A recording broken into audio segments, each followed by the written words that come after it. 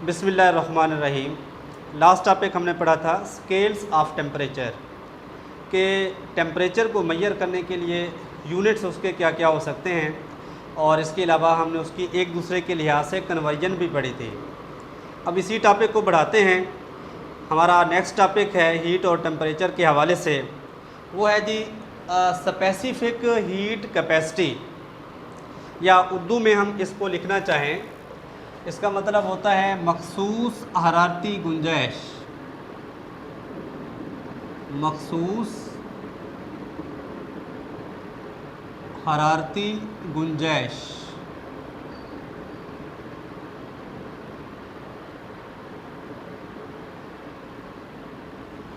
मखसूस हरारती गुंजाइश। अब सबसे पहले इसकी डेफिनेशन को समझते हैं कि इसकी डेफिनेशन में हमें क्या बताया जा रहा है। कहते हैं कि स्पेसिफिक हीट कैपेसिटी जो है, specific heat of a substance is the amount of heat required to raise the temperature of 1 kilogram mass of that substance through 1 kelvin. कि स्पेसिफिक हीट से मुराद ऐसी हीट है जो 1 किलोग्राम वाला जो मास है, सब्सटेंस है, उसके अंदर 1 केल्विन टेम्परेचर का इजाफ़ा करे या 1 केल्विन टेम्परेचर की तब्दीली लाए, तो हम ऐसी जो चेंज आती है या ऐसी जो तब्दीली आती है, हम उसको नाम देते हैं स्पेसिफिक हीट कैपेसिटी। मुख्तसर ये कि अगर हमारे पास 1 किलोग्राम वाला कोई भी जिस्म है, अगर उसको हीट अप किया जाए, उसके अंदर 1 केल्विन टेम्परेचर का इजाफ़ा हो, तो हम उसको नाम देते हैं स्पेसिफिक हीट कैपेसिटी का। अब इसी बात को हम आगे बढ़ाते हैं कि जब भी हम किसी भी बॉडी को हीट अप करते हैं तो उसके अंदर टेम्परेचर में इजाफ़ा होता है कि when we heat a body, तो क्या होता है, इंक्रीज इन टेम्परेचर, उसके टेम्परेचर में इजाफ़ा होता है। मिसाल के तौर पर अगर आप किसी भी बॉडी को 5 जॉल हीट देते हैं तो उसी लिहाज से उसका टेम्परेचर भी बढ़ेगा। अगर आप किसी भी बॉडी को हीट ज़्यादा करते हैं तो टेम्परेचर में इजाफ़ा जो होगा वो भी ज़्यादा ही होगा। या हम यूँ कह सकते हैं कि हीट और जो टेम्परेचर में इंक्रीज़ है, टेम्परेचर में इजाफ़ा जो है, वो एक दूसरे के डायरेक्टली प्रोपोर्शनल है कि जितना हीट बढ़ाओगे उतना टेम्परेचर बढ़ेगा, जितना आप हीट को कम करते हैं उतना ही टेम्परेचर भी क्या होगा, कम होगा। अगर हम हीट को नाम दें डेल क्यू, यानी कि ये वो हीट है एब्जॉर्ब्ड हीट, जज़ब करदा हीट, और इसके बाद डेल क्यू को हम नाम दे देते हैं, डेल टी है, वो है increase in temperature, increase in temperature या चेंज इन टेम्परेचर भी कह सकते हैं। और यहाँ पर m जो है वो है मास ऑफ सब्सटेंस। तो अब के चेंज इन हीट, या हमारे पास जो एब्जॉर्ब्ड हीट है वो डायरेक्टली प्रोपोर्शनल है इंक्रीज इन टेम्परेचर के। अब अगर इसको मैथमेटिकली लिखना चाहें तो लिखा जा सकता है कि del Q directly proportional mass of substance और है del temperature.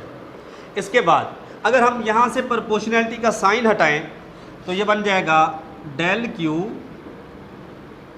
Is equal to, यहाँ पर मैं सी लेकर आता हूँ, ये बन जाएगा m डेल टी बन जाएगा। यहाँ पर c जो है वो एक कांस्टेंट है और इसी कांस्टेंट को हम नाम देते हैं स्पेसिफिक हीट कैपेसिटी का।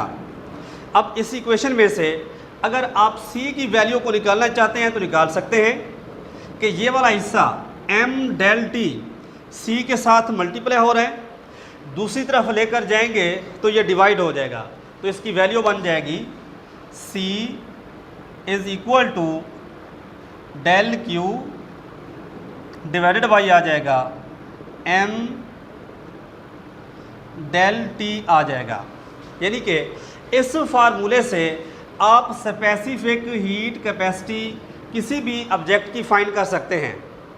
अगर आपने इसका यूनिट निकालना हो तो यूनिट भी निकाला जा सकता है कि जो हीट है हम उसको मेजर करते हैं जॉल में, तो इसकी जगह पर जॉल लिख देंगे। और हमें पता है कि जो मास का यूनिट होता है वो किलोग्राम, तो इसकी जगह पर K और G लिखेंगे। उसके बाद टेम्परेचर है, टेम्परेचर को आमतौर पर हम केल्विन में मेजर करते हैं। तो अगर इन वैल्यू को ऊपर लेकर जाते हैं तो वह बन जाएगा जॉल पर किलोग्राम पर केल्विन के बराबर। जॉल पर किलोग्राम पर केल्विन इसका यूनिट बन जाएगा।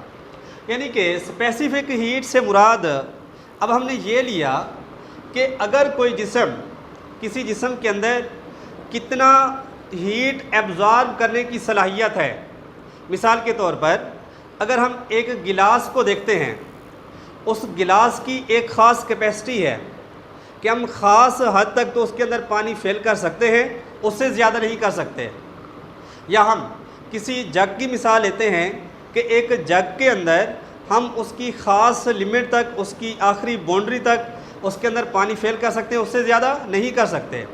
इसलिए भी तो ये जो हरारती गुंजाइश है या मखसूस हरारती गुंजाइश है, ये भी किसी भी बॉडी की ऐसी सलाहियत है, ऐसी खूबी है कि हम किस हद तक उस बॉडी के अंदर हरारत को या हीट को जज़ब कर सकते हैं। तो इस एबिलिटी को, इस खूबी को हम नाम देते हैं स्पेसिफिक हीट कैपेसिटी का। अब आते हैं इसकी प्रैक्टिकल एग्जांपल की तरफ। हमारा नेक्स्ट टॉपिक है importance of large specific heat of water. कि दुनिया में सबसे ज़्यादा हीट अब्जॉर्ब करने की सलाहियत, हीट की सबसे ज़्यादा गुंजाइश जो है वो पानी के अंदर होती है। यानी कि आप कह सकते हैं कि पानी जो होता है उसकी हीट कैपेसिटी जो होती है वो होती है 4200 जॉल पर किलोग्राम पर केल्विन के बराबर।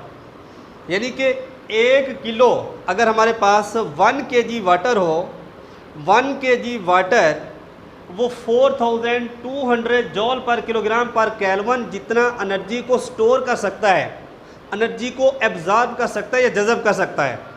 यानी कि ये जस्ट ये 4200 जॉल पर किलोग्राम पर केल्विन बताई हुई है कि जस्ट 1 किलोग्राम हमारे पास बॉडी हो तो उसके अंदर हम 4200 जॉल किलोग्राम पर केल्विन हीट को स्टोर कर सकते हैं। इसी तरीके से अगर हम ड्राई सॉइल की बात करते हैं, खुश्क मिट्टी, ड्राई सॉइल, उसकी जो हीट कैपेसिटी होती है वो होती है जी 810 जॉल पर किलोग्राम पर केल्विन। यानी कि जो मिट्टी होती है, खुश्क मिट्टी होती है, उसकी जो हीट कैपेसिटी होती है वो 810 जॉल पर किलोग्राम पर केल्विन। यानी कि आप कह सकते हैं कि इसकी हीट कैपेसिटी जो है वो 5 टाइम लेस है, 5 टाइम कम है पानी के मुकाबले में। इस वजह से कि मिट्टी जो है वो बहुत ज़्यादा जल्द गर्म हो जाती है और बहुत ज़्यादा जल्द ठंडी भी हो जाती है, जबकि पानी जो है वो देर से गर्म होता है और देर से ही ठंडा होता है।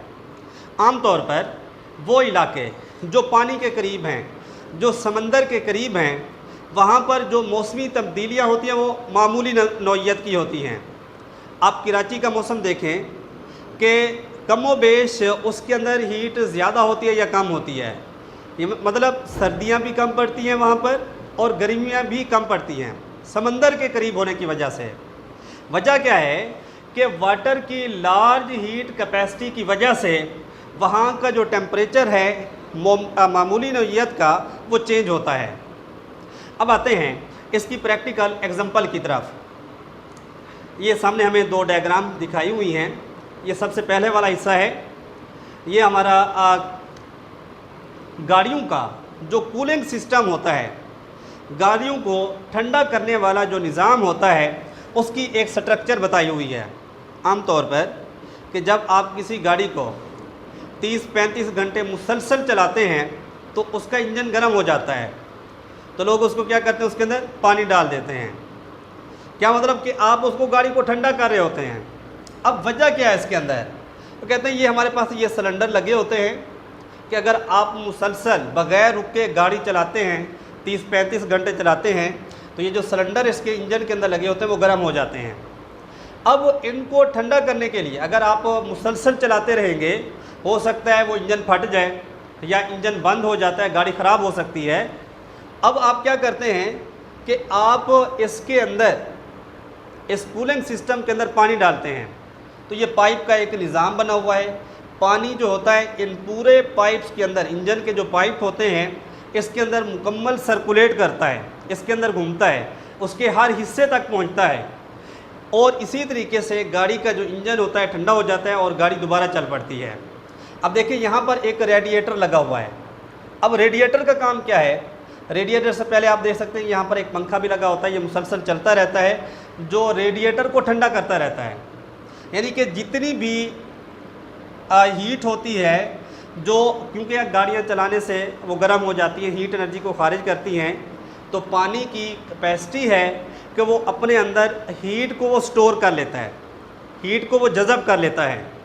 तो अब जैसे ये सर्कुलेट करेगा और ये गर्म पानी जो है वो रेडिएटर की तरफ जाएगा, और ये रेडिएटर का काम क्या होगा कि वो इस हीट को, हीट एनर्जी को, इस तपिश को वो उसको बाहर फेंक देता है।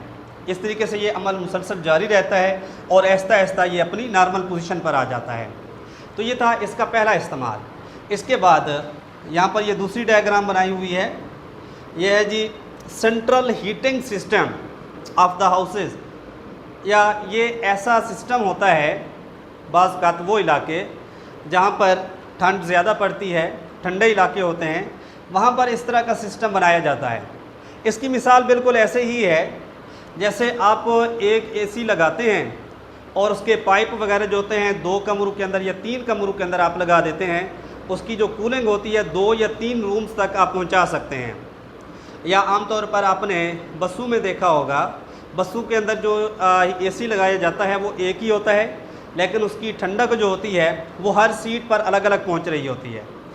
तो अगर इसका उलट अमल लिया जाए, इसका सेंट्रल हीटिंग सिस्टम का, कि गर्म करने वाला सिस्टम क्या हो सकता है कि इस तरीके से ये पाइप फिट किए जाते हैं, लेकिन यहाँ पर बजाय कोई गैस वगैरह या कुछ और करने के, इसके अंदर हम पानी को सर्कुलेट करते हैं।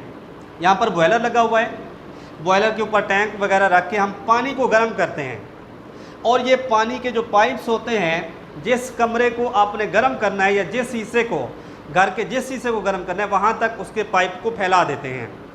अब ये गर्म पानी यहाँ से इन पाइप के ज़रिए से होता हुआ यहाँ पहुँचेगा रेडिएटर के अंदर। यानी कि रेडिएटर वो हिस्सा है जो हीट को खारिज करता है।